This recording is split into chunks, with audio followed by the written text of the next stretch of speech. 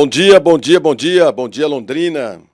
Bom dia Londrina que precisa cada vez mais de informes como esse, de um programa que está antenado em todos os grandes assuntos e assuntos importantes que coabitam o nosso dia a dia nessa grande cidade. E por aqui, pela 91,7, passam assuntos dos mais diversificados, né?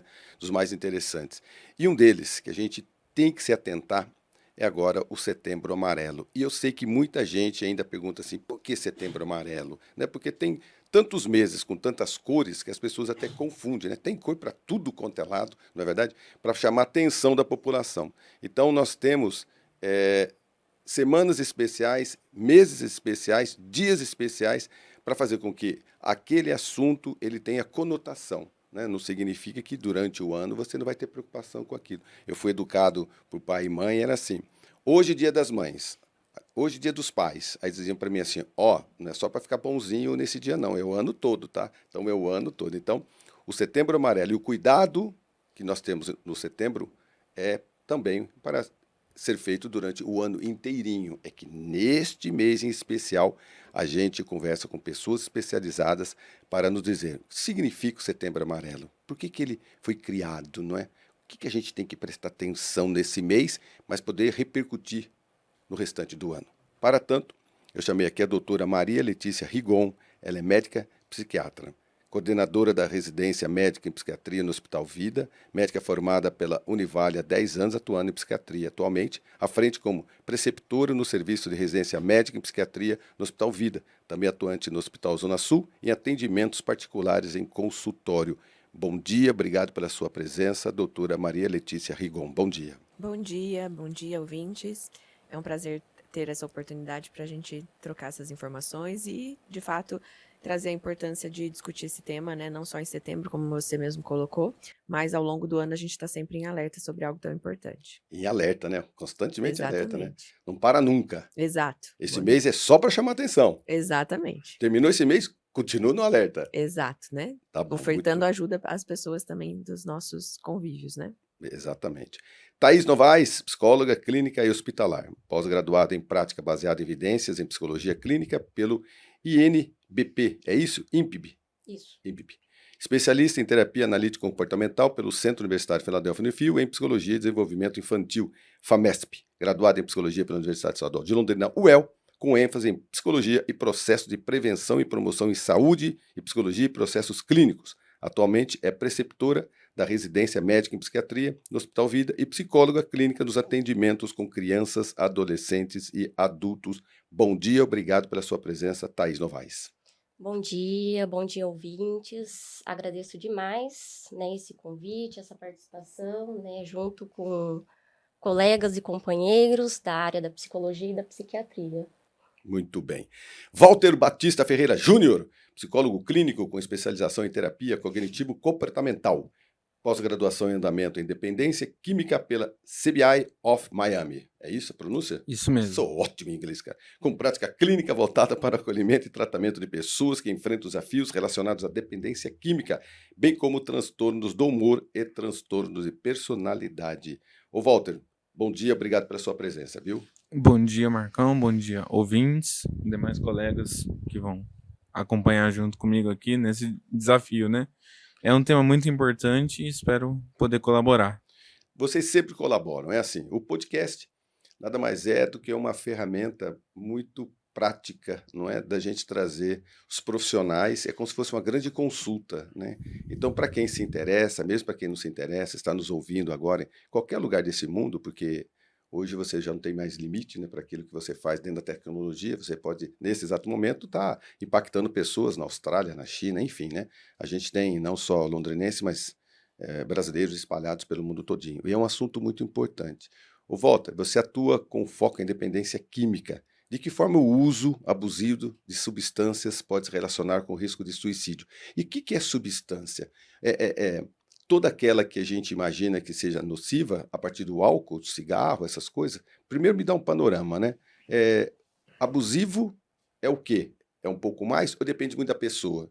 Porque eu sou do tempo assim, ó, pode levar aqueles seus amigos para tomar uma cervejinha, tal cara bebe muito e já faz caca no primeiro copo. E tem gente que aguenta e toma barbaridade, né? Então, tudo isso está relacionado também ao risco de suicídio? É necessário ter um cuidado com tudo isso? Sim, é muito importante ter um cuidado, porque geralmente é avaliado em 3 tipos: o uso recreativo, o uso recorrente, o uso nocivo e a dependência química em si. O uso nocivo é quando já causa um prejuízo na vida da pessoa, um prejuízo social, um prejuízo familiar, um prejuízo emocional, em que a pessoa já não consegue mais parar de usar de certa forma. Ela precisa cada vez utilizar mais para buscar aquela gratificação de recompensa do primeiro uso. Então, o que, que é a substância? O que, que é o uso nocivo? É quando você já faz uso. Aí a gente pode falar do cigarro, a gente pode falar do álcool, do café, que também é algo que fica meio obscuro ali, mas em uso excessivo também traz uma certa dependência. E aí a gente fala das dependências das substâncias Até de mais... remédio, né? Até Próprio remédio, né? mas aí a gente fala aí da cocaína, do LSD, do ecstasy, da metafetamina, a gente sobe os níveis ali, né? E a dependência química é quando o usuário já enfrenta um desafio que não consegue parar definitivamente e passa por muitos desafios: a recaída, a abstinência, a fissura em excesso. Por isso que é bom ter um acompanhamento. E aonde que o risco do suicídio entra? Nos efeitos que aquela substância traz. Então, dentro do uso, a pessoa está sobre o efeito daquelas substâncias, é naquele momento que é muito importante a gente olhar o risco. Se tem algum diagnóstico correlacionado, vai trazer um impacto maior. Então, vamos falar aí de uma depressão como diagnóstico primário e, por consequência, o uso de uma substância. A probabilidade disso ter um risco maior para uma tentativa, para até uma efetivação do suicídio é muito grande. Exato, exato. Mas existem algumas drogas por si que trazem alterações emocionais e pode trazer um surto psicótico. Depende da quantidade, depende da intensidade do uso. E de pessoa para pessoa também, Exato, né? exato. A gente percebe que, às vezes, aquela pessoa que bebe, às vezes convive a vida inteira, né, com a bebida e sem problema nenhum. Não que não tenha um problema, mas pelo menos não problema físico, mas mental, né? E tem outras pessoas que são dependentes daquilo tudo, não buscam Exato. tratamento, e aí essa busca também, às vezes, com a depressão profunda, né, acaba Sim. causando. E, por exemplo, isso que você falou é muito importante, que tem pessoas que usam, terminou o uso, segue a vida, não afeta a sua família, não afeta o seu trabalho, não afeta os seus relacionamentos. Consegue conviver, né? Usou, acabou. Tomou um golinho ali, vida que segue, o seu trabalho está normal, as suas condições emocionais estão normais, e o que é bom ser avaliado é quando já começa a ter prejuízo nessas esferas. As pessoas não conseguem mais ter o controle. E a observação disso é o seguinte: na família, no emprego, em tudo, na sociedade, com o relacionamento. Sim, porque isso vai trazer um impacto emocional muito grande para a pessoa. Ela não vai conseguir se organizar para lidar com todas essas esferas, que nós, da área da saúde mental, chamamos de desregulação emocional. Então, quando começa a ocorrer essa desregulação emocional, é quando nós denominamos dentro do tratamento para a dependência química de uso nocivo ou uso abusivo. É quando já ocorre essa desregulação, ou seja, ela precisa utilizar alguma substância como uma fuga. Então, eu vou falar em público, tenho dificuldade, então eu vou tomar um golinho ali para mim ficar calmante. ali, para mim ficar mais calmo e conseguir falar, para mim conviver com pessoas. Eu não consigo ficar bem porque eu já estou acostumado a fazer isso sobre o uso da cocaína. Então, vou fazer o uso para mim conseguir lidar com aquela situação. E é bem importante, né, a gente esclarecer esse uso nocivo, porque é muito sutil, né, o limite entre o uso nocivo, abusivo, / dependência, porque o paciente não, mas o indivíduo, ele tem a noção de que ele está no controle, vai dar tudo certo, ele só vai fazer o uso ali na quarta-feira, porque é o dia do futebol, e na quinta ele já vai para o trabalho, não vai afetar ninguém, mas aos poucos ele vai perdendo essa capacidade de controle, e vai fazendo uso na quarta, na quinta, quando vê já tá quarta, quinta e sexta, dali a pouco já está faltando no trabalho, está usando o dinheiro que era para uma finalidade para outra, e Exatamente, as coisas sim. vão se confundindo e trazendo prejuízo. E a observação da família, ou de amigos, ou de onde trabalha, é extremamente importante para isso, né? Com Porque às vezes Totalmente. certeza. todo esse sofrimento às vezes é solitário, não é? Né? É solitário e minimizado, né? Às vezes ele Uhum. vê a fala da esposa ou do marido como um exagero, né? Não, eu só estou usando hoje, nada demais, eu consigo controlar. E aí ele vai se isolando dentro desse uso e aumentando o consumo, né? Sem se dar conta de que, de fato, é prejudicial. Existe um perfil específico das pessoas que acabam cometendo suicídio ou isso pode acontecer em diferentes contextos? Não tem um jeito, um tipo específico, né? A gente sabe, como o Walter já expôs, que a presença de um transtorno psiquiátrico, né, ou psicológico, ele é um fator de risco principal. Então, uma pessoa que tem o diagnóstico prévio de ansiedade, depressão, transtorno bipolar, ela tem um risco maior do que uma pessoa que não tem diagnóstico. Mas a gente sempre fala, né? O suicídio, ele não tem muita cara. Às vezes a gente vê um paciente muito deprimido e se assusta pensando que ele pode eventualmente cometer suicídio, mas do contrário tem uma pessoa que ontem estava num jantar conosco e de repente hoje a gente fica sabendo que cometeu suicídio, né? E as pessoas se assustam ainda com isso, né? De nossa, mas estava tudo bem. De fato, as pessoas que cometem suicídio, elas muitas vezes, e isso é importante das pessoas terem ciência, que muitas vezes, ao decidir, né, cometer o suicídio e às vezes já ter até um cenário planejado, faz com que aquele indivíduo, quando ele está em um sofrimento muito grande, ele se sinta confortável, porque está para acabar aquele sofrimento.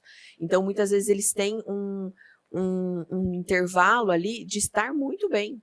E por isso que sai, convive com as pessoas, vai em eventos sociais, se arruma de uma maneira diferente, e é o que confunde, mas ela estava tão bem, até ontem a gente conversou, combinamos de ir para a praia, e o que aconteceu? As pessoas ficam meio incrédulas, assim, porque de fato tem essa janela ali, não é uma regra, mas existe essa possibilidade de se sentir tão aliviado que aquilo vai acabar, que ele tá bem com essa ideia, né? Um suicida mais planejado. É lógico que não tem como vocês terem,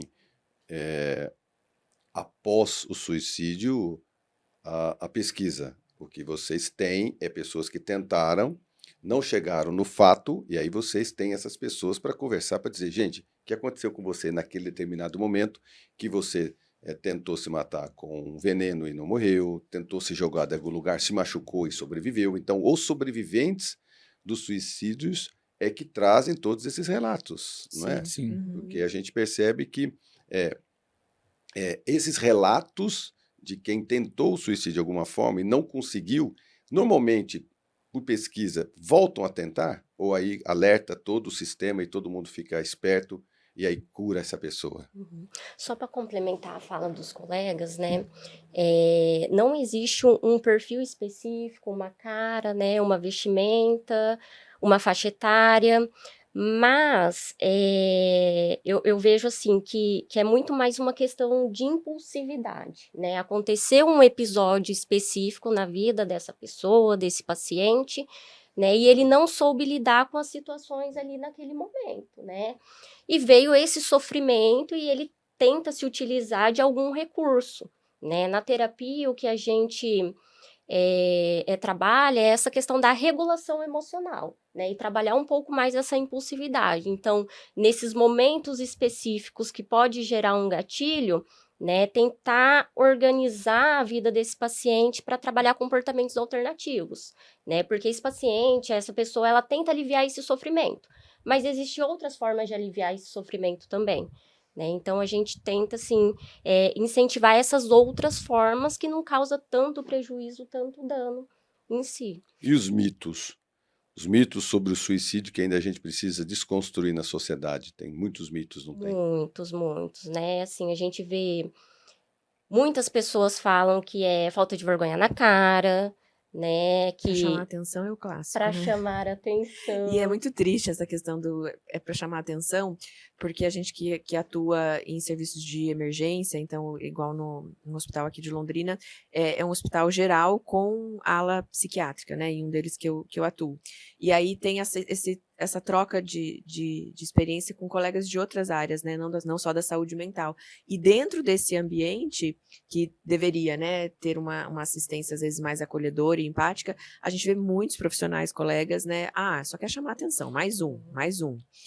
Então, esse é o principal que a gente precisa desconstruir. Eu acho que é uma dos focos principais da campanha, né? De realmente... Até dentro do próprio ambiente hospitalar, né? Dentro do próprio ambiente hospitalar, a gente tem muito E isso traz um essa gatilho, né, visão para o negativa. paciente, né? Isso faz com que ele, bom, se nem aqui eu tô sendo validado, a minha dor, ela não tá sendo olhada empaticamente, então por que eu vou continuar aqui? Exato. Exato. Entendeu? Né? Exato, E traz ainda um agravamento, às vezes, do quadro, né? Porque ele Sim, fica constrangido, porque foi constrangido também naquele ambiente de atendimento, né? E faz não buscar ajuda numa próxima vez.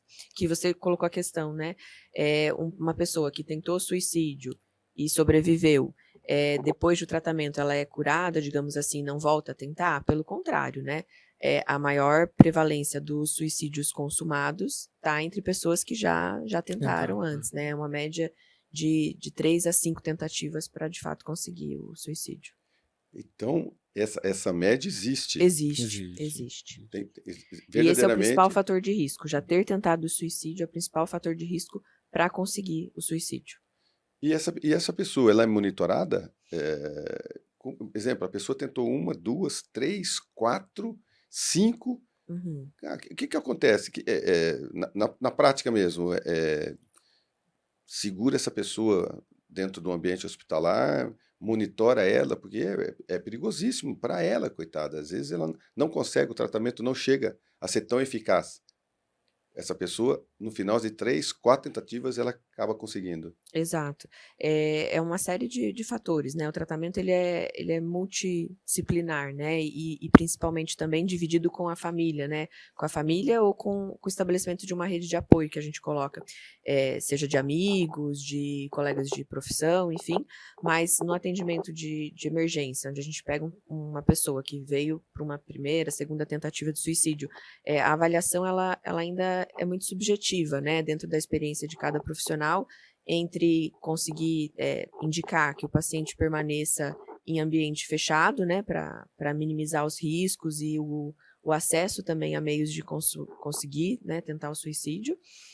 Mas se é uma pessoa que tem uma rede de apoio bem estruturada e a família tem essa condição de fazer uma supervisão familiar, domiciliar, a gente faz a liberação e o paciente é assistido dentro de casa mesmo, né? E às vezes a gente faz o afastamento da atividade laboral, faz os ajustes necessários de medicação quando é indicado, e tem o apoio da psicologia, com certeza, né? Atendimento mais intenso, né, Thaís e Walter? Dentro do ambiente hospitalar, né, esse paciente, quando existem diversas tentativas, né, ou até uma mesmo, esse paciente ele fica em um ambiente monitorado, né, próximo do posto de enfermagem. E a gente pode pensar também, né, após a alta desse paciente, é importante a gente informar a família que ela tem um papel fundamental nesse processo, né, que não basta e não cabe só a psicologia e a psiquiatria, né, e Remédio, né? E remédio, né, é multifatorial, vai depender de diversos fatores envolvidos nessa relação com esse paciente. Mas tem aquele também que tentou uma vez só, se cura, se trata e não volta mais. Sim, tem. Tem. E até na minha prática mesmo eu vejo o quanto a família tem essa dificuldade de exercer esse papel, né?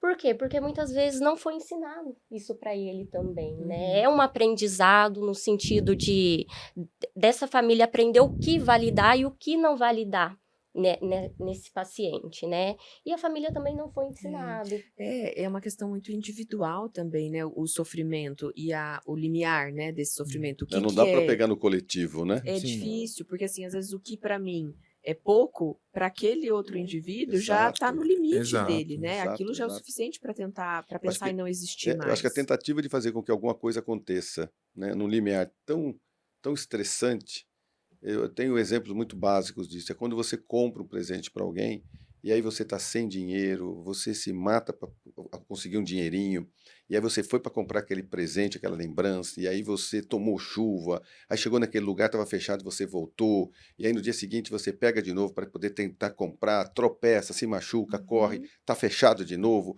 aí você volta, no terceiro dia você consegue. Na hora que você entrega o presente para essa pessoa, a tua expectativa é tão alta por causa do teu Exato. sofrimento, do teu. Aí aquela pessoa que recebe fala, obrigado. Você fala, mas eu sofri tanto, mas a outra pessoa Sim. não Não sabe o que você sabe, sofreu. A outra pessoa não exatamente. sabe. Eu Uhum. normalmente, quando converso com os meus amigos, eu digo, cuidado com a tua expectativa, Uhum. porque é diferente da Exato. expectativa do outro, não é Uhum. verdade? E isso também, no nível muito mais acentuado, leva essas pessoas a uma depressão pela expectativa do outro ser menor do que a sua. Uhum. As pessoas não têm culpa, às vezes você precisa daquele apoio, né? Você está precisando ser recebido por alguma coisa, né? Por isso que é muito individual, né? O remédio é meio Exatamente. coletivo, o tratamento, mas Sim. o atendimento tem que ser muito específico, né? É. E outra coisa, em casa também, né? O paciente que está sofrendo, ele está passando por aquilo ali, é algo individual, mas a família, ao acompanhar, também começa a ter um sofrimento, de certa forma, e também precisa de um acompanhamento, porque são muitos sentimentos envolvidos. Para quem está passando pela depressão ou pela ideação, e para quem é o terceiro que está acompanhando aquele paciente. Então, vem sentimentos de frustração, sentimentos do que eu fiz, que aconteceu isso. Então, são muitas esferas, são muitas situações que precisam ter um acompanhamento Por isso de que a todas. experiência de vocês é extremamente importante do dia a dia, né? Quanto mais tentativas, quanto mais pessoas vocês conhecem, não é verdade? Melhor para o conhecimento de vocês, a experiência de vocês. Porque chegam de vocês de pessoas, crianças muito novas, até pessoas com muita idade, não é? Uhum. Então, classe social também. Porque não tem como classificar, né? O suicídio não tem classificação nem etária, nem social, não é? Nenhuma. É bem o que as colegas falaram, é bem essa questão da desregulação emocional, da impulsividade, e na prática clínica, quando começa a apresentar muitos sintomas, muitas ideações, geralmente é combinado com a psiquiatria para encaminhar para uma instituição, porque na prática clínica nós precisamos ter um acompanhamento muito mais acentuado com aquele paciente, só que muitas vezes se mantém ele sem um acompanhamento o tempo inteiro também é um gatilho. Nós não sabemos o que ele passa na casa dele, nós não sabemos a realidade que ele está inserido também, e como você falou, a classe social, todas as questões que englobam todas as variáveis que são um gatilho para ele, também pode acentuar essa ideação.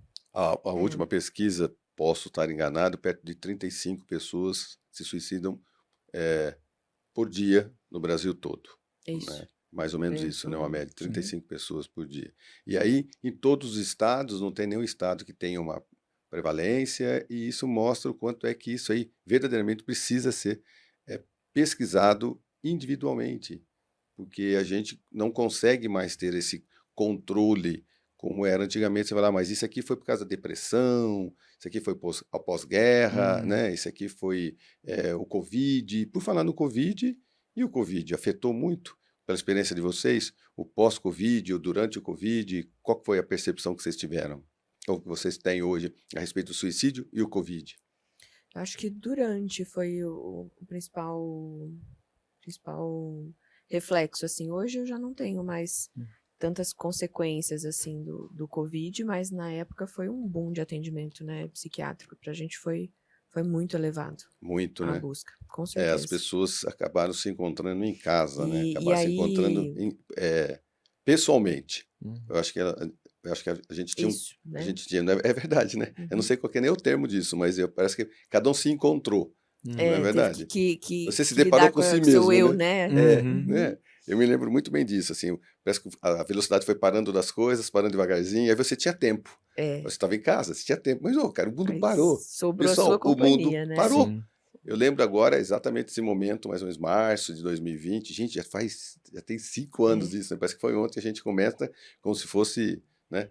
Recentemente, já tem 5 Exato. anos isso. Uhum. Então, eu me lembro que as pessoas foram se encontrando, né? Porque você foi tendo tempo de análise, Uhum. autoanálise, né? O comportamento da sua família, o seu mesmo. Vocês tiveram bastante trabalho nessa época É, também. e um dos fatores, né, de prevenção do suicídio, e também um dos fatores para satisfação pessoal e sentimento de felicidade, são os elos, né, sociais. E na pandemia, ali na época do Covid, todo mundo ficou muito privado disso, né? Uhum. Então, de fato, os transtornos psiquiátricos aumentaram bastante nessa época e depois ainda acabou associando com o luto, que é outro fator de risco também para suicídio, né? Qual que é esse? O luto, Ao a luto, né? vivência de um luto, né? Também é um O fator luto de risco. também? Sim. Sim. Uhum. Nossa, o luto é um gatilho. É um gatilho. Sim.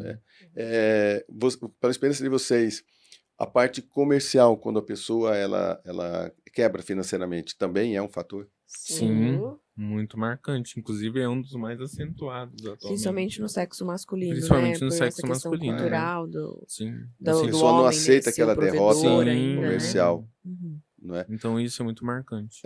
Em alguns países existe o suicídio também pela falta de efetividade profissional, né? Me disseram que, principalmente no Japão, é uma Japão é coisa muito mais alto. acentuada, né? Da pessoa não conseguir aquele desafio e aí ela tira a própria vida.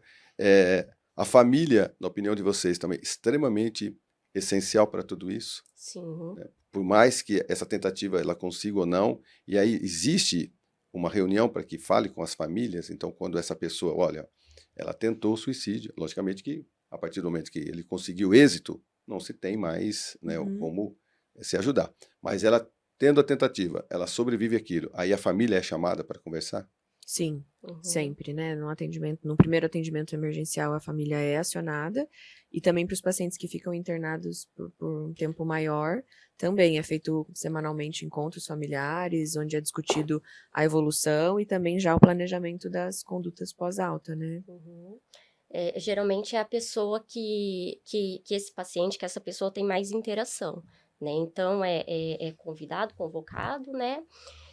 E pensar também que não só a família, mas as pessoas que estão ao redor dela, né? Então, assim, é muito importante a gente ter uma análise dos grupos sociais que essa pessoa está inserida Às vezes passa também. muito mais tempo trabalhando do que em casa, né?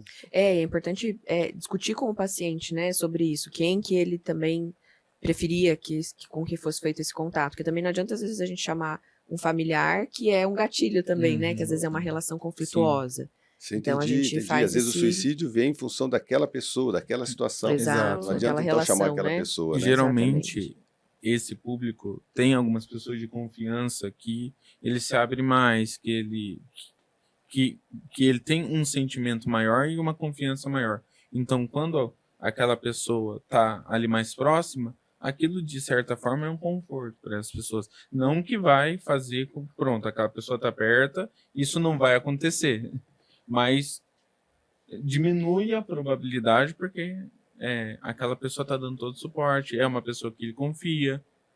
Então tem todas essas questões Esses colaboram fatores, né? para a melhora do paciente. Para a gente encerrar esse primeiro bloco, então nós chegamos à conclusão que, primeiro, a partir do momento que você tem essa detecção, nada melhor então do que procurar ajuda. Normalmente, para finalizar esse nosso bloco, quem tem intenção do suicídio, ele procura ajuda ou não? Ou você só descobre a partir do momento da execução, da tentativa, ou da família, alguém denuncia, alguém fala, essa pessoa está muito depressiva. Na minha prática clínica, junto com a dependência química, que engloba muito, no meu caso, ainda existe um pouco de dificuldade, sempre algum familiar. Então, ou a pessoa está envergonhada, ou a pessoa não quer mexer com isso, ou ela não quer dar mais um trabalho, que é uma das coisas mais comuns que os pacientes falam. Então, geralmente é algum familiar, alguém próximo. Aconteceram casos do próprio paciente vir, mas é bem menor a incidência do que quando é um familiar que vem, oi, bom dia, então, eu tenho um parente XXX está com ideação suicida. Aí a gente faz a psicoeducação e entra em contato com esse paciente. Thaís, na sua prática. Concordo com o Walter. É muito difícil, né, ter esse primeiro contato. No decorrer da terapia, às vezes passa meses, aí que tem esse relato de fato, né, sobre essas práticas. Rigon. Eu já tenho uma opinião um pouco divergente. Eu acho que muitas vezes eles sinalizam, sim, né? Talvez não objetivamente, eu quero me matar, mas vem em outras formas, né? De mudança de comportamento. Acho que esse é o principal alerta, assim, mudança de comportamento abrupta, irritabilidade, enfim. Eu acho que tem alguns sinais aí que a gente pode ficar de olho e eventualmente perguntar também para o paciente se ele tem esse pensamento, né? O familiar perguntar. Muito bem. Amigos, estamos saindo para o nosso breve intervalo comercial. Volto daqui a pouquinho com Walter Batista, Maria Letícia Rigon e Thaís Novas. Setembro Amarelo é o nosso assunto. Estamos de volta com o assunto Setembro Amarelo, que é o mês de prevenção ao suicídio, mas também é o mês de alerta, não só ao suicídio, né? Porque é sempre assim, as pessoas brincam, mas como é que você pesquisou se a pessoa se suicidou, né? Então, os especialistas como vocês têm a pesquisa baseada em sobreviventes, obviamente. É o que te levou a isso, né? O que levou aquela pessoa, aquele estado de depressão, né? É um gatilho, né, de alguma situação para ela ir ao suicídio. É um assunto totalmente sério, né? Perto de 37, quase 40 pessoas por dia no Brasil tiram a vida, né? Esses números são alarmantes, porque Londrina e Paraná está envolvido nesse número também, né? A gente tem que tomar muito cuidado, né? Pelos alertas. E por falar em alertas, né? Redes sociais podem aumentar o risco como, como uma ferramenta de prevenção, mas também rede social acaba sendo um motivo de um pouco de gatilho também, né? Porque lá eu nunca vi igual, até eu tenho cabelo nas redes sociais, né? Então o filtro é maravilhoso, né? Os anéis são maravilhosos, os carros são maravilhosos. Parece que as pessoas, se a gente se envolver muito nas redes sociais, você fala, cara, que vida horrível que eu tenho, porque todo mundo tem uma vida melhor que a minha.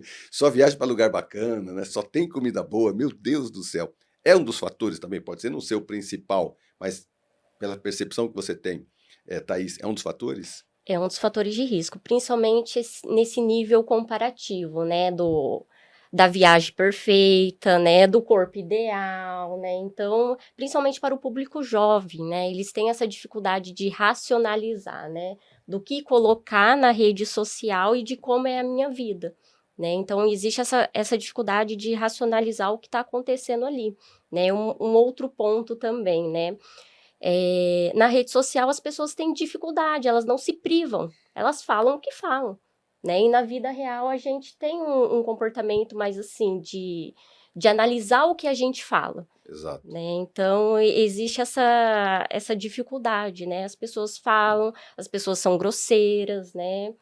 Então pode ser um fator de risco, sim. Sim, né?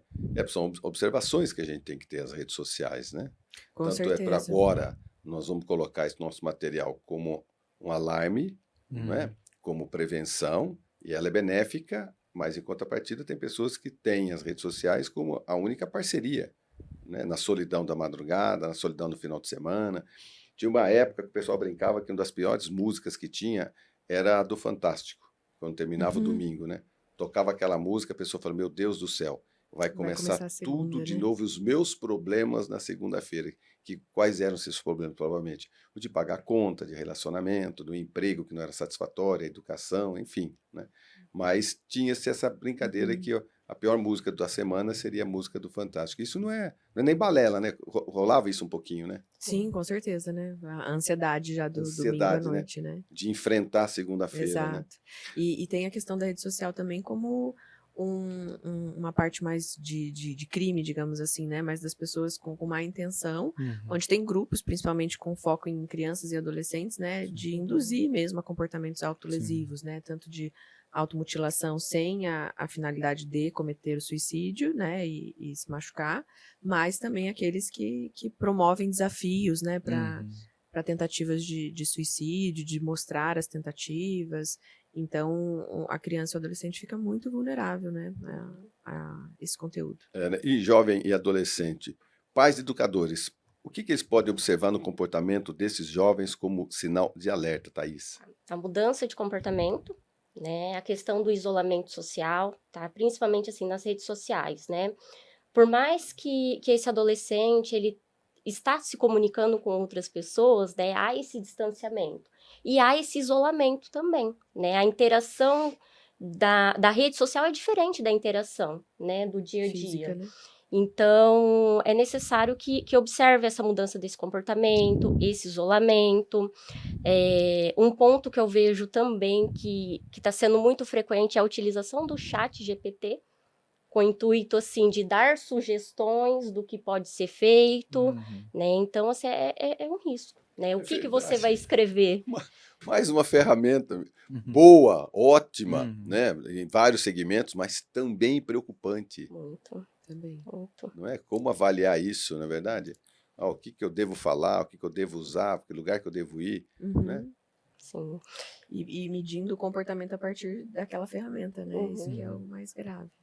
E as redes sociais também, né? O uso do celular de forma frequente traz, de certa forma, uma ansiedade, uma necessidade de uma gratificação rápida. Então, se não me responder na hora que eu quero, eu fico nervoso. Se não baixar o joguinho na hora que eu quero, eu fico nervoso. Se a internet não estiver funcionando, para eu ficar lá em Instagram toda hora, rolando, eu também fico nervoso. Isso reflete no comportamento social fora da internet também, porque eu vou buscar aquela mesma gratificação nos meus relacionamentos. Então, passa de um limite de que eu quero tudo rápido, de uma forma rápida, e se não for da forma que eu quero, fica um pouco complicado. Você atende casos de transtornos do humor e de personalidade. Quais desses quadros apresentam uma vulnerabilidade para a ideação suicida? Num olhar etiológico, o transtorno de humor, por conta da depressão, por conta da falta de prazer e por conta da forma que a pessoa já interage com essas emoções. Dentro do transtorno de personalidade, existe alguns transtornos, mas é importante a gente focar no borderline, Sim. que é uma questão de desregulação emocional muito atenuada, muito forte, com um manejo de crise muito desregulado, que gera muitas automutilações. Mas, atualmente, vendo numa perspectiva geral, é o transtorno de humor por conta aí de um transtorno bipolar, quando não tem o acompanhamento, quando não tem o acompanhamento de uma equipe multidisciplinar. Então, o transtorno de humor, ele traz esse risco mais Acentuado. isso, é mais Mais acentuado. Vocês percebem isso também? Sim, com certeza. Transtorno de humor, né? Transtorno depressivo e bipolar são os mais frequentes, né? Como tentativa de suicídio e às vezes consumação mesmo. Mas o transtorno de personalidade, principalmente o transtorno de personalidade borderline que o Walter estava comentando, ele entra mais como número de tentativas. Então, mais um comportamento mais autolesivo, de se cortar, de se arranhar, de se morder ou de se bater, mas sem, às vezes, o objetivo claro de provocar a morte, né? É um transtorno grave, de difícil manejo e precisa de todo um aparato ali, né, multiprofissional para conduzir. E o que define mais fortemente o transtorno é um indivíduo muito sensível, né, às situações externas e às próprias emoções também, né, uma dificuldade de identificar suas emoções e regulá-las de uma maneira saudável, digamos assim, né? E, portanto, às vezes coisas que para a maioria da população é pequena, né? Seria fácil de manejar ali, Isso deixar mesmo. passar, para ele torna-se um grande problema e, portanto, daí vem esse pensamento de morte ou de se machucar mesmo. E a automutilação, ela serve como um regulador emocional, né? Sim. Exatamente, Ela né? é totalmente para regular as emoções. Então, eu vou me automutilar para esse sentimento que está dentro de mim sair de alguma maneira. Então, vou cortar e Daí é uma questão muito física é mais também, uma, né? uma Porque questão muito quando você se machuca, é difícil que você, com a dor ali do corte, você consiga prestar mais atenção no pensamento, né, disfuncional do que na dor. Então, é uma forma de compensar esse acelero do pensamento, dessa angústia, é provocar o corte ali para que a dor acabe minimizando essa intensidade do pensamento. Então, a observação de familiares, de amigos, as pessoas que trabalham juntas é extremamente importante. importantíssimo. Com certeza. Eu acho E que o aí primeiro entra a núcleo escola é o também, né? primeiro. A gente estava falando de adolescente, crianças, né? É muito comum hoje as crianças se cortarem dentro da escola, no banheiro. Começa com uma brincadeirinha lá mostra com pro o lápis, outro, né? Fica lá com o exatamente. lápis, vai cortando. ou com folha de papel, pega lá Aham. o papel sulfite, ele é bem... Se eu não manejo bem lá o papel, Sim, eu você posso... se corta, né? Pode dar uma...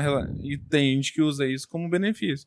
Pega lá o papelzinho, vai cortando, só pra regular. Talvez a pessoa tá em crise e a forma que ela tem naquele momento, por conta de uma desregulação, é que o manejo da crise dela é Aquilo, a trazendo aquela automutilação. Aquele gratificação. comportamento. Trazendo aquela gratificação E é muito imediata. comum que isso aconteça na escola, né? Porque Sim. com essa geração mais isolada socialmente, até a escola virou um ambiente difícil, porque é um nível de socialização muito grande, né? Você tem ali uma sala com 40 Uhum. colegas, né? Mais a professora, às vezes a professora faz pergunta, você tem que falar em público, então, que pra gente, às vezes, era o normal, assim, era tranquilo de Uhum. manejar, para essas crianças hoje é uma situação muito Você- aversiva. Vocês estão percebendo como profissionais que nós temos uma geração um pouco mais desregulada no que diz comportamento.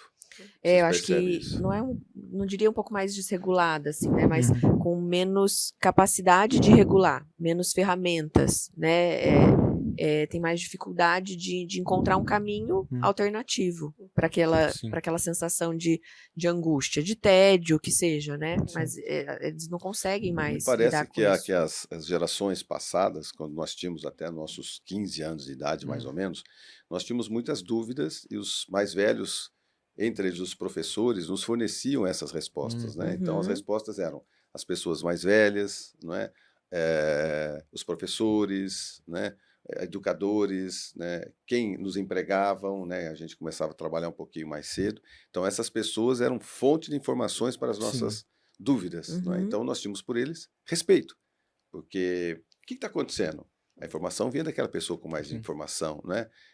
Posso ou não posso? Como que é feito isso? Uhum. Né? Então, você respeitava uma pessoa que tinha mais experiência do que você, né? Então, com o advento da internet, então você deixou de ter essa pessoa mais velha como uma fonte de informação Uma para você. referência, Eu né? respeitava Exato. o meu pai, que sabia mais que eu, minha mãe, que sabia mais que Uhum. eu, minha avó, fui criado por vó, né? Eu ia na escola, a professora sabia mais do que eu tinha que perguntar para ela, então todas as dúvidas que eu tinha do meu mundo, sei lá, 8, 9, 10, até sei lá quantos anos, mas eram tiradas das pessoas mais velhas. Então eu tinha respeito por elas porque elas sabiam mais do que eu. Sim. Então Exatamente. hoje, com o advento da internet, E até qualquer uma criança um pouquinho questão. dotada tem a informação Sim. na palma da mão. E isso tem uma questão com o tempo também, né? Você perguntava, às vezes aquele adulto que era a nossa referência dizia não saber, isso traz uma tranquilidade. Poxa, Uhum. ele é minha referência, ele também não sabe, Exato. então já Sim. traz um senso de humildade, de tranquilidade. Você pode também não saber, né? A Exato, gente pode exato. construir a resposta Eu juntos. não vou me frustrar, porque aquela pessoa que eu gosto também não sabe, Sim. não é uma Exato, a frustração. gente vai descobrir juntos, né? Às vezes a solução. Uma Vamos construção, né? pesquisar, Sim. né? E Hoje pegando... você fala pra criança que não sabe, ela pesquisa ali na tua frente e Sim, ainda te faz bullying porque você não sabe a Era isso que eu ia resposta. falar. É Até pegando terrível. o gancho disso, eu até concordo com o que elas falaram, que hoje a internet, ela vem de um uso que, para o bem, é muito bom, mas hoje em dia, qualquer situação, você joga lá no chat GPT, em qualquer lugar, e pesquisa, e traz uma informação, muitas vezes, equivocada, e aquilo para ela é a verdade. Aquilo, então, por exemplo, até uma questão de pesquisar sobre transtornos psiquiátricos. Uhum. Estou sentindo isso. O Google traz tudo. E muitas vezes não é uma Exato. verdade, porque não é somente aquilo. Aquele sentimento, aquele pensamento, aquela explosão tem muitas variáveis. Só que a internet ela vai trazer um geral do que é um único sintoma. E assim, tem Exato. coisas que a gente precisa normalizar, né? É normal sentir-se triste, eventualmente, sentir-se exatamente. ansioso, irritado, mas às vezes você joga lá na internet, né? E já vem com um diagnóstico pré-estabelecido, a pessoa às vezes se apega àquilo, né? E já começa a se sentir ainda pior e eventualmente tem um desfecho desfavorável, né? Olha que busca maluca pela conscientização, né? Sim. Você tem na mão, e aí os pais trabalham cada vez mais, principalmente as mulheres, né? Muda-se o comportamento do trabalho, muda-se o comportamento também do consumidor, né? Você tem mais acesso à tecnologia, as pessoas ficam um pouco mais soltas no sentido de tradição, de família, não Sim. é? E aí isso Sim. tudo descarrega na vida de uma criança que se torna, às vezes, um adulto extremamente depressivo, né? E a partir do momento que a gente tem vida e se relaciona, a gente está sujeito a sentir tristeza, sentir felicidade, a ter momentos bons, ter momentos ruins, porque atualmente, aí eu não sei se vocês concordam, mas muitas buscas é por ter controle de tudo. A gente quer ter controle de tudo. E a maior parte das coisas a gente não tem controle, a gente tem controle do que depende de nós, exclusivamente. Um grande exemplo é o trânsito. De certa forma depende de nós, mas isso não quer dizer que a gente não vai bater o carro, porque a outra pessoa também pode não estar atenta. Então essa busca por controle imediato, incansavelmente por ter um controle, traz mais ansiedade, traz frustração. Então eu acho que assim, a partir do momento em que a gente se relaciona, a gente vai sentir tudo, do bem ao mal. A terapia, a psiquiatria, toda uma equipe vai auxiliar na regulação das emoções para que a pessoa entenda, compreenda o que ela está sentindo de uma maneira legal. Mas está tudo bem se aquele dia ela não acordou legal, se ela não tá legal. Um dia de fúria. Só que a internet traz muitas vezes, um único sintoma para aquilo e grava que pronto, eu estou triste, estou depressivo. Exatamente. Amigos, estamos saindo para mais um breve intervalo comercial. A gente já volta aí com a Thaís Novaes, Walter Batista, doutora Maria Letícia Rigon, Setembro Amarelo e todas as suas nuances em torno desse assunto. A gente já volta. Pessoal, nós estamos de volta aqui pela 91,7. O bate-papo é sobre o Setembro Amarelo com os profissionais Maria Letícia Rigon, o Walter Batista e a Thaís Novaes. Vocês já se conheciam antes? Sim. Sim. Já? Sim. Já trabalharam juntos. antes, Sim. né? E é interessante essa troca de experiência, porque vocês atuam em áreas diferentes, coabitam nas mesmas situações, em hospital juntos também, né? E a troca de informação. E hoje, cada vez mais, é necessário vocês estarem sempre conversando, né? Porque essa análise geral da cidade de Londrina, mas vocês têm parâmetros nacionais, né? De grupos, principalmente, né? São mais mulheres que se suicidam, mais homens, mais ou menos a idade, classificação social, o que é que vocês têm de parâmetro sobre esse assunto? Bom, o que a gente tem hoje de mais recente é que as mulheres tentam mais, mas o suicídio consumado é mais no gênero masculino. Então, homens conseguem, de fato, cometer o suicídio mais que mulheres, até pelo meio que eles usam, né? Via de regra, eles usam meios de maior letalidade. Arma de fogo, arma branca. Então, acaba sendo suicídios com mais violência, né? Mais índice de violência. Homens solteiros ou viúvos ou divorciados também, o fato de não ter um relacionamento estável também é um fator de risco, e a faixa etária está cada vez maior entre os adolescentes até ali os 29, 30 anos, é o maior público de incidência e de suicídio, né? Há também um aumento, tá, do público mais de 65 anos, Verdade. né, até por conta de eventos, né, de variáveis que esse público perde como referência, como valor, às vezes a aposentadoria, aí essa pessoa não sabe lidar, né, de que forma ele vai se rearranjar diante dessa circunstância. Dessa condição financeira, né, desse novo cenário financeiro, né. Pode ser também por conta de lutos frequentes, né, então ver pessoas próximo da faixa etária falecendo, isso pode gerar uma autorreflexão para esse público. A sensação de abandono, né? Sensação de abandono. A pessoa vai envelhecendo, os amigos vão falecendo, não é? E de novo, né, o isolamento, né? O isolamento. Fator, a família vai seguindo a própria vida, ele vai ficando meio que de lado, mas é o que ele sente. Talvez na prática não é o que ocorra, mas o sentimento de abandono. E aí isso também é uma das variáveis que podem colaborar para essa tentativa. E as questões também de orientação sexual, né? Também é um público de vulnerabilidade pela falta de às vezes, empatia, preconceito, situações de violência, né? Que acabam sendo alvo, né? De situações, às vezes... E não tem identificação social, classe social, não tem. Não tem. Não. Não. Então, a situação de moro bem, ganho bem... Tem alguns estudos que demonstravam que era uma questão mais de uma classe econômica inferior, mas hoje já está bem distribuído, assim, não é uma coisa isolada. Eu percebo também que a gente precisa, para que todo esse nosso bate-papo tenha um sentido, é a prevenção, né? E aí, porque o fator existe, ele é uma realidade, então passamos aí por uma pandemia que fez com que tudo se mudasse, não é verdade? Muitas pessoas julgam até as próprias vacinas, né, como um fator, de alguma forma, mexeu no DNA de todo mundo, então esses estudos ainda correm o mundo, alguns acusando, né, as vacinas, outros não inocentando, mas nas dúvidas, né, de que nós adoecemos muito mais depois das nossas vacinas, porque não foram bem preparadas, mas enfim, esses estudos não estão conclusivos o suficiente para fazer com que a gente tenha esse fator de risco pós sermos vacinados, não é? Mas, com toda certeza, o mundo mudou depois da pandemia. Né? Mudou drasticamente. Né? Algumas pessoas se acharam, outras pessoas se perderam, né? Muitos relacionamentos foram... As relações mudaram, né? Mudaram, né? Mudaram completamente. Eu percebi cada vez mais de que nós aceleramos muito, não é? Então, a gente não tem mais tempo da espera do elevador. A gente não tem mais tempo da espera de algumas coisas do nosso celular. Olha que maluco, a gente tem uma ferramenta nas nossas mãos em que a gente percebe os segundos, né? Que é o celular. Então, se alguém mandou a resposta, eu me incluo nisso. Eu tento responder para a pessoa na hora, e não era assim. O mundo não era assim. Uma pessoa pegava uma ficha telefônica para ligar para alguém. Né? Você encontrava um amigo, você fala, nossa, quanto tempo que a gente não se fala? Qual que é o número do seu telefone? Você gravava. Você gravava o número de telefone da pessoa. Eu duvido qual de nós tem um número gravado de alguém. A gente não grava mais nada.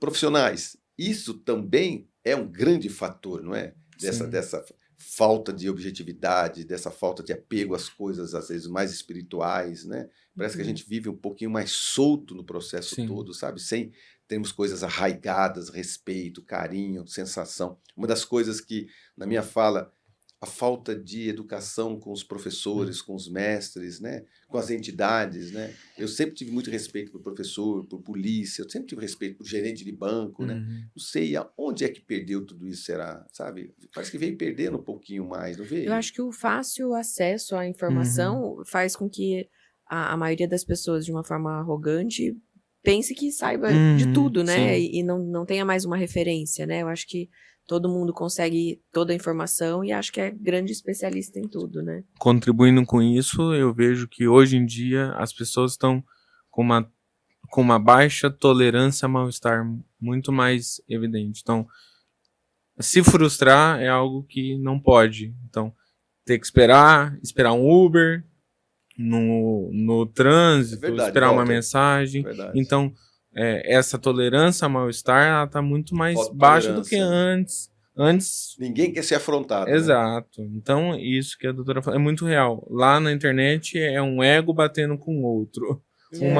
Eu sou dono da verdade, eu sou dono da verdade. Então, você gosta de azul, eu gosto de amarelo, a gente pode conviver no mesmo ambiente, não tem problema. Na internet, muitas vezes, não é assim. Eu gosto de tal pessoa, eu gosto de tal, a tua opinião não vale pra mim, a tua não vale pra mim, então vira uma briga. Então, fica tudo muito inflamado atualmente. E, pelo que você falou, antigamente não era tanto assim. Tinha uma questão, tinha uma calma, tinha um respeito com a rotina, tinha um respeito com as situações como elas deveriam ser. E hoje, tecnicamente, as coisas deveriam ser da mesma forma, só que com o avanço da tecnologia, avanço das relações, essas questões emocionais que essas variáveis trouxe, torna tudo um pouquinho mais inflamável. Isso é uma grande verdade, desculpa até te interromper, porque se o índice de suicídio aumentou no mundo inteiro, não significa que a tecnologia acalmou isso. Não significa que as informações são suficientemente boas para fazer com que as pessoas não cometam eu acho que é um mau uso, né, da informação, né? É um mau uso da informação, totalmente. E também aquilo que, desculpa te interromper, aquilo que você tinha comentado, né, que a internet, ela diminui o filtro, né, as pessoas se sentem mais confortáveis em agredir o outro verbalmente, né, então, às vezes aquilo que o Walter colocou, um gosta de azul, outro de amarelo, se é pessoalmente, num convívio social, eu não vou te ofender porque você gosta de azul e eu de amarelo, mas ali na internet você já insere um conteúdo agressivo, uma frase agressiva, daí o outro já vem e corrobora com aquilo e de repente começa uma confusão. A gente vê, né? Às vezes começa com uma fala simples e até o final do dia aquilo já existe um pensamento disfuncional, né? E se aquela frase E se você gostar de azul, afeta os meus valores, que no caso, está disfuncionais com a minha realidade, aquilo ali para mim é um problema. Sim. Aquilo ali, você gosta de azul, é inaceitável E daí para mim você gostar de azul. Para Então, aquele isso indivíduo que já está ali no já, limite, já no né? limite, Às já vezes é o no, aquilo ali suficiente é uma para bomba. uma medida mais drástica, E a né? gente pode pensar também nesse intuito, né? O quanto as relações elas estão descartáveis, né? Uhum. A pessoa ela tem uma opinião, a outra tem, eu não aceito essa opinião, então eu vou deixar essa pessoa de lado, né? E eu vou buscar criar vínculos, relações com pessoas muito parecidas comigo, né? Ou hoje eu converso com aquela pessoa, aconteceu um evento, uma situação específica, não converso mais, não é minha amiga. Sendo que antes havia um desprendimento de energia para saber lidar Sim. com essa Paciência com isso, discussão. né? E de entender, né? Bom, a gente não gosta disso aqui, a gente não gosta da mesma coisa, mas daquelas outras a gente se Exato. entende e vamos conviver com E isso, tá né? tudo bem não gostar daquela coisa, né? Isso não vai É. mudar a minha vida de certa forma. Tipo assim, ela vive de um jeito, e se aquilo é bom pra ela e não traz nenhum prejuízo, tranquilo. A gente E pode aí seguir a vida igual. entra naquilo que você estava comentando, né? De hoje as pessoas não estarem enraizadas, né? Com cultura, família, valores, que é isso que a psicologia fala, né? Dos valores ali essenciais para que a pessoa se sinta satisfeita com a própria existência. Uma delas é a sensação de pertencimento. Hoje tem muito pouco isso, né? Eles não têm, as crianças, adolescentes, até os adultos, né? Não tem essa sensação de pertencer a uma família, pertencer a um grupo de amigos, pertencer ao trabalho, porque cada um chega e mal se conversa, cada um fica ali dentro do seu grupo virtual, né? E esse é um fator de risco bem importante. Olha onde esse nosso bate-papo nos levou, né? Que a tecnologia está fazendo ultimamente nas nossas vidas, não é? O quanto que isso ele separa a realidade da ficção e o quanto é que essa ficção tira os pés do chão. Tirando os pés do chão, perde totalmente o controle, né, do que é o normal, né? Falta de religiosidade, né? Ou uma crença, não é? O respeito pelas pessoas, né? Tudo isso conduz também, no caso extremo, ao suicídio. Exato. Não é? A gente está falando sobre, na minha opinião, pessoal, se verdadeiramente a tecnologia tivesse 100% à nossa disposição, sem ser maléfica, as pessoas não iriam no máximo da sua depressão, que é o suicídio. Ela encontraria todas as músicas, todas as dicas, todas as companhias, todos os avatares da vida, porque agora não é só Alexa, mas você tem avatar te acompanhando, feito com a silicone parecida com o corpo verdadeiro, a pessoa importa, coloca em casa, aquilo ali fala, aquilo ali passa a ser uma companhia, uma coisa até maluca para muita gente, mas quase uma realidade para muita gente, não é? Grandes centros, as pessoas, quando frequentam lugares onde as pessoas moram sozinhas e acabam falecendo, se suicidando, elas entram nos quartos de hotel ou em algum lugar, às vezes tem até bonecos infláveis, né? Tem um montão de objetos ali que fazem parte da companhia. Olha que maluco. Então, fica o grande alerta do nosso bate-papo. Atenção. A gente precisa dar atenção às outras pessoas, né? Conversar com as outras pessoas, né? Eu me lembro que uma vez nós fizemos uma campanha do Hospital Vida no Calçadão, e aí tinham vários médicos, e aí eu vi uma situação acontecer. Veio um jovem, ele sentou para bater um papo, e ali ele contou que naquele dia ele gostaria de tirar a própria vida. E ele foi até ali no calçadão, e ele conversou com a médica, que na hora, do jeito que ela levantou e sentou novamente, chamou mais duas pessoas, falou, opa, ali a situação é complexa, né? E aquela pessoa, ela foi salva no bom sentido, né? Porque ela teve, então, uma intervenção. E a gente precisa fazer isso, né? Alertar sempre, não é? Existe um pouco de preconceito para a gente falar sobre ainda o suicídio, não tem? Vocês percebem isso? Mas é exatamente por isso que é fundamental falarmos, né? Não só em setembro, mas ao longo do ano, porque são oportunidades como essa, né? De às vezes alguém que está com esse pensamento ou passou por uma ideia, de se sentir amparado e confortável para falar sobre isso, né? Que às vezes ainda depende do intermédio de um profissional para ter esse acesso, porque não tem um amigo, não tem uma família, né? Então, é fundamental esse tipo de ação. Você percebe isso no seu dia a dia, doutora? Que, às vezes, só o fato de acolher a família, isso muda, isso é preponderante, mais do que, às vezes, a medicação? Com certeza, com certeza. Amparar eles socialmente falando, né? Construir essa rede de apoio, ela tem um resultado tão bom ou igual, né? Tão bom ou melhor do que a medicação. A medicação isolada não resolve. Eu acho que as Senão a duas gente já coisas tinha caminham resolvido o juntos, problema, né? O comportamento social, ele é uma das coisas tão importantes quanto a medicação. É, Uhum. Tão importante quanto a medicação, porque a cada pessoa, vez mais, né? o ambiente em que ela tá, se ela se sente seguro, aquilo vai trazer os mesmos efeitos que a medicação Uhum. controlada vai trazer. Quando une as duas coisas, aquilo ali é uma grande probabilidade de que o paciente tenha uma qualidade de vida muito melhor. E quando a gente fala de atenção, a gente pode pensar assim, né, no estar presente, né? Não é simplesmente estar no mesmo ambiente, sendo que a pessoa está lá mexendo no celular, fazendo alguma outra coisa, né? Mas às vezes, muitas vezes é o contato olho no olho, né? Ou não, necessariamente não precisa falar nada, mas estar ali do lado da pessoa. Isso Como eu já é uma acredito no atenção. abraço ainda, Uhum. né? Como eu acredito ainda no tocar. E tem muito mimimi, né? Então, você não sabe se você toca a pessoa, se você abraça, se abraçar, se você pode ser julgado de forma diferente. Olha que coisa maluca, né, cara? Antigamente, você me dá um abraço. Aí você tinha um abraço forte na pessoa, você colocava a pessoa no seu ombro. Eu me lembro disso, de pessoas mais velhas, amigos, parentes, que você estava meio tristonho, assim, a pessoa te abraçava, né? Vem aqui, fica aqui no meu colo, aqui. O que está acontecendo com você, né? Colocar você debaixo do braço, né? E até isso, sabe, A fizeram gente com não que faz mais, não né? faz A gente mais. tem medo, né? Exato. Eu imagino vocês, profissionais da área de saúde, quando tem uma pessoa ali que você precisa de um abraço, você estica a mão. Será que eu toco? Não toco? Será que esse toque vai ser mal interpretado? Exatamente. Sim. Que maluco isso, né, cara? É. E aí não pode, né? A gente tem que ultrapassar essas barreiras e perceber que o outro, a última oportunidade, são às vezes os profissionais na área que vocês estão, né? É muito fio condutor, muito fininho, né? Quando chega pra gente, já passou por pelo menos umas 10, né? Pessoas, Sim. assim, do convívio. Quando chega até vocês, né? Exatamente. Já é tarde, né? Isso já começou. Isso que é importante, né? Tem o público que é aquela ação impulsiva, de fato, que Sim. pensou hoje, tentou hoje e está no hospital. E tem o público que vem pedindo Sim. atenção e ajuda, né? Atenção com o tempo. Muito bem, estamos saindo para o nosso último intervalo comercial. A gente já volta com a doutora Maria Letícia Rigon, Thaís Novaes e Walter Batista para fecharmos esse assunto com dicas, né, o comportamento, né, recomendações, para que verdadeiramente esse assunto deixe de ser tabu, porque ele existe, ele é diário, infelizmente, né? Infelizmente, a gente ainda convive muito com o suicídio na cidade de Londrina, no país e no mundo. Sai daí, a gente já volta. Muito bem, estamos chegando no nosso último bloco para considerações finais.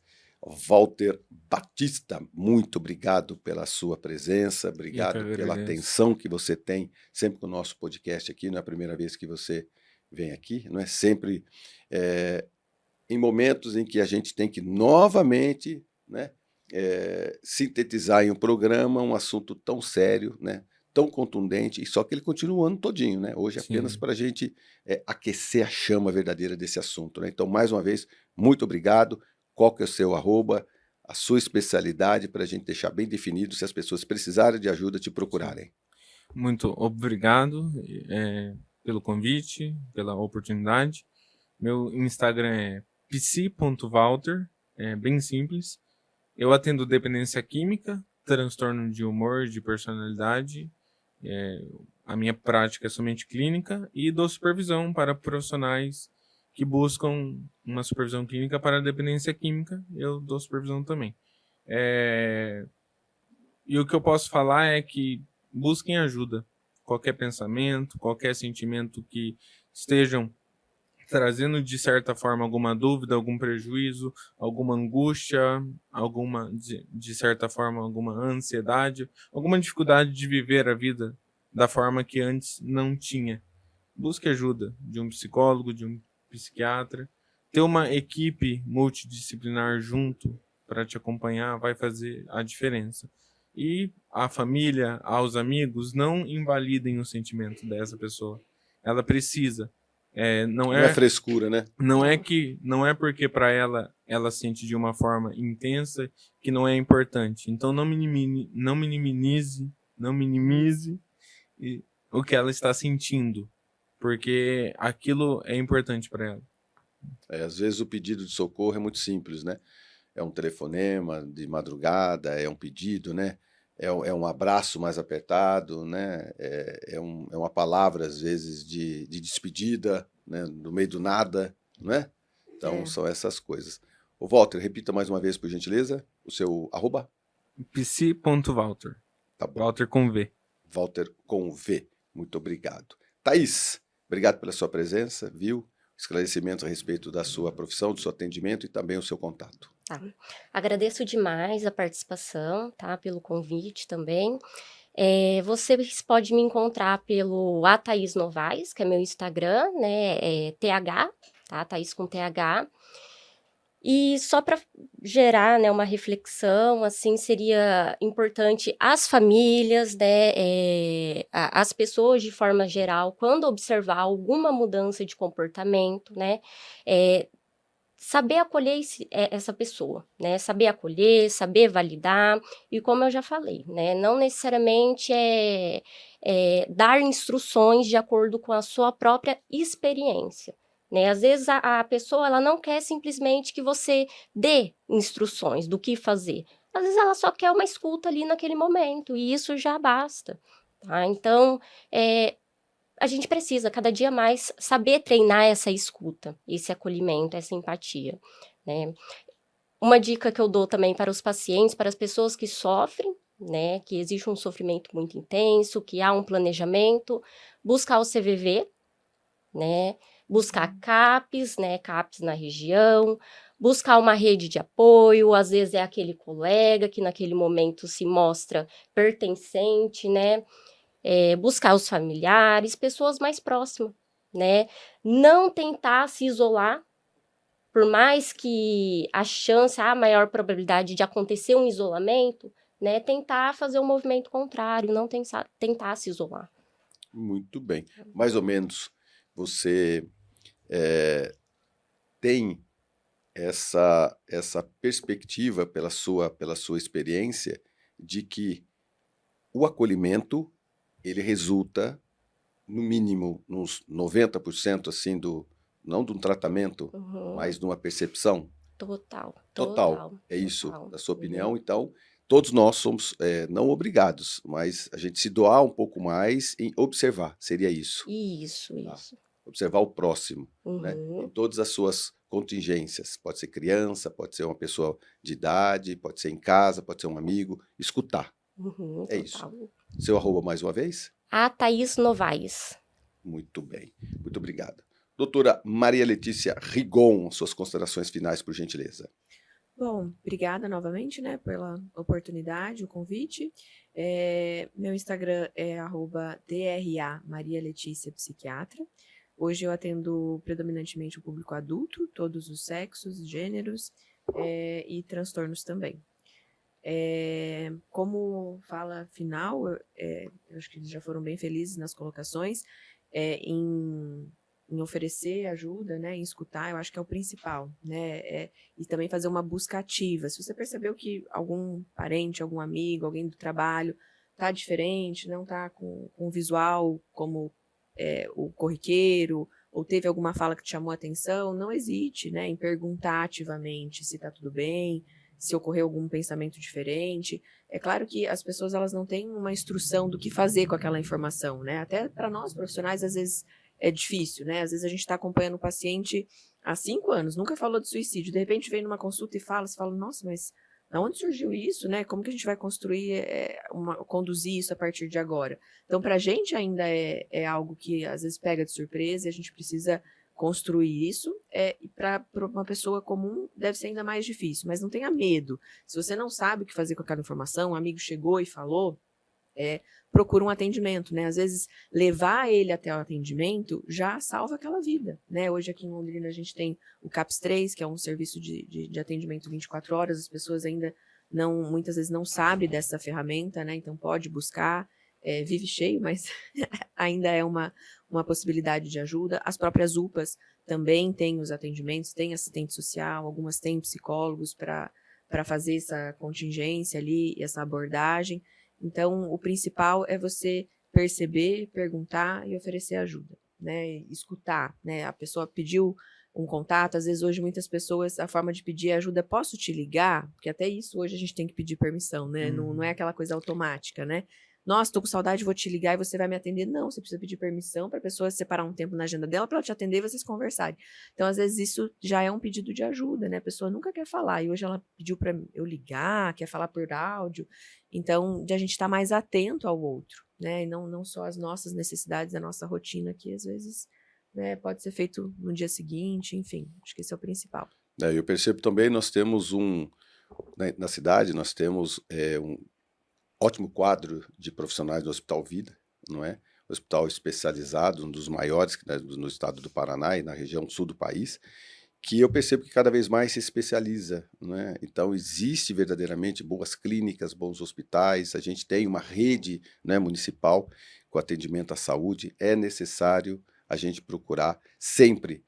O que eu tenho desse programa todo, desse bate-papo, é que vocês sempre salientaram sobre a atenção, né? Dar atenção às pessoas, né? Ouvir as pessoas, perceber, como você mesmo disse,